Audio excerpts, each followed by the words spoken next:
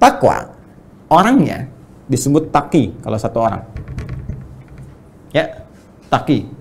Ada orang namanya Ma'ul, misalnya Ma'ul at-taqi, ya, Ma'ul sedang berusaha jadi takwa. Ya. Kalau jamak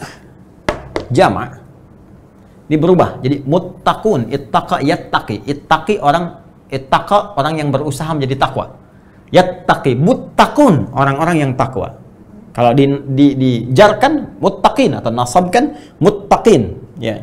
Muttaqun orang-orang yang berusaha meningkatkan takwa, ya. Kalau dinasabkan dijadikan objek jadi muttaqin. Ya. Orang-orang yang berusaha meningkatkan takwa. Perhatikan korelasinya kembali ke Al-Baqarah ayat 2 sampai 5. Dzalikal kitabu la raiba fi hudal lil muttaqin. Ya. Isi Al-Quran jangan pernah diragukan kandungannya, memberi petunjuk pada orang-orang yang berusaha meningkatkan takwanya. Bagaimana dia bisa meningkatkan takwa itu? Ya, kan kesini kan? Semakin kau tingkatkan takwa, takwa akan menutup sifat burukmu, kan? Fujurnya hilang, kan?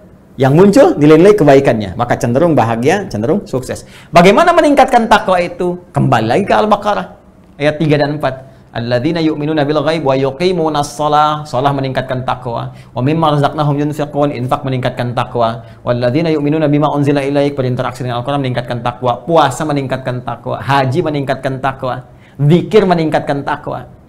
Karena itu ketika orang salat, ya diminta oleh Allah menunaikan salat, sebetulnya maaf, kewajiban yang melekat pada salat bukan sekedar ingin menuntut kita hanya mengerjakan sebagai ritual, bukan. Anda nggak sholat, nggak ruku, nggak sujud pun, semuka langit nggak sujud dan ruku, tidak akan menurunkan status Allah sebagai Tuhan. Allah nggak butuh dengan sholat kita, yang butuh kita. Karena manfaat sholat ini sendiri, sholat adalah bagian dari amalan takwa. Ya, masih ingat korelasinya? Ketika takwa dikerjakan, ya naik takwanya, maka potensi ini akan mulai menutup sifat-sifat fujurnya. Fujur ini kan kumpulan nilai-nilai yang tadi, yang negatif tadi. Ya, yang cenderung membawa pada nilai-nilai keburukan. Nah, kalau takwanya naik, ininya ketutup. Di antara amalan takwa itu sholat. Semakin orang sholatnya benar, semakin meningkat, maka sifat-sifat buruk ini mulai terkoreksi, tertutup.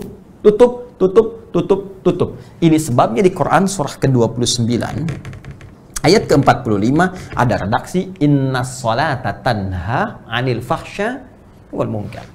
Sungguh, sholat kalau benar dikerjakan akan berpotensi mencegah perbuatan keji dan mungkar. Makanya saya sering katakan, orang kalau sholat benar, ya, benar aja sholatnya, maka sudah, pasti jadi orang baik. Itulah sebabnya dalam Islam, dari sejak anak dini itu yang dituntut sholatnya. Kalau sholatnya sudah benar, dewasanya pasti jadi orang baik. Demi Allah saya katakan, orang benar sholat aja, nggak mungkin korupsi.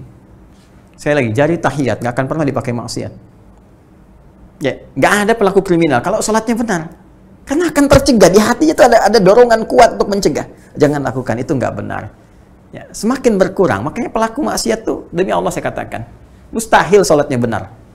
Kalaupun ada orang sholat bermaksiat, mustahil benar tuh, pasti bermasalah. Kalau orang benar tuh udah kelihatan auranya lain, beda.